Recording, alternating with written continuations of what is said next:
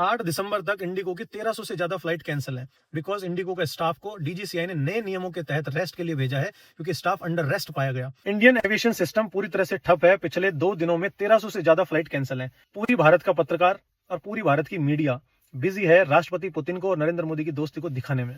लेकिन जो aviation system ठप हुआ है, डीजीसीआई ने जो नए नियम बनाए हैं, नए रूल्स एंड रेगुलेशंस जारी किए हैं, उन सभी में पायलट्स और कैबिन क्रू को मैक्सिमम रेस्ट अलाउ किया है। जो कि ये कंपनियां, जो भारत की एविएशन कंपनीज थी, वो सभी पायलट और कैबिन क्रू को एक सफिशिएंट रेस्ट नहीं दे रही थी। इसकी वजह से सारी फ्लाइट्स को कैंसिल करना पड़ा 8 दिसंबर तक। पिछले 2 दिनों में 1300 से ज्यादा फ्लाइट कैंसिल है इंडिगो की अकेली की, और नवंबर में भी इंडिगो की 1200 से ज्यादा फ्लाइट कैंसिल थी, जिसकी वजह से पूरा एविएशन सिस्टम ठप हुआ। क्योंकि भारत में इंडिगो अकेली कंपनी है जो 2000 से ज्यादा फ्लाइट्स रन करती है। एयर इंडिया की फ्लाइट्स हैं कम है। एयर इंडिया का इंफ्रास्ट्रक्चर इतना स्ट्रांग नहीं है जितना इंडिगो का है। स्पाइस जेट का भी इतना स्ट्रांग नहीं है जितना इंडिगो का है। इन सभी वजह से इंडिगो भारत का एविएशन सिस्टम को अकेला रन कर रहा है, और इंडिगो के ऊपर जब इतने सारे चार्जेस और इतने सारे रूल्स एंड रेगुलेशन थोपे गए तो इंडिगो ने अपनी फ्लाइट्स कैंसिल कर दी और अपने पायलट्स को और कैबिन क्रू को रेस्ट के लिए भेज दिया।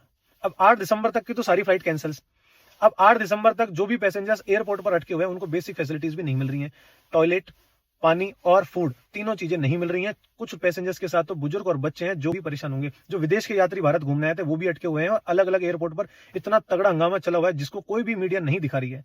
और ये सब है पूरा एविएशन सिस्टम का ठप होना। वर्ल्ड वाइड इंफॉर्मेशन जा रही है कि भारत का एविएशन सिस्टम ठप हो चुका है, बिगड़ चुका है, और भारत का एविएशन सिस्टम में कोई भी तरह की उड़ानें नहीं हो रही है।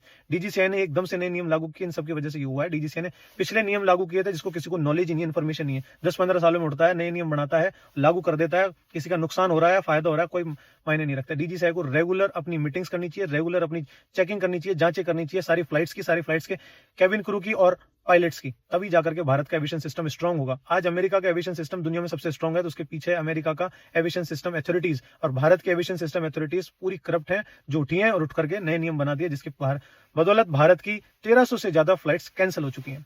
8 दिसंबर तक इंडिगो की सारी फ्लाइट्स कैंसिल है। अगर आपकी कोई फ्लाइट है तो चेक कर लें और इन्फॉर्मेशन को ज्यादा से ज्यादा शेयर करें। जय हिंद, जय भारत।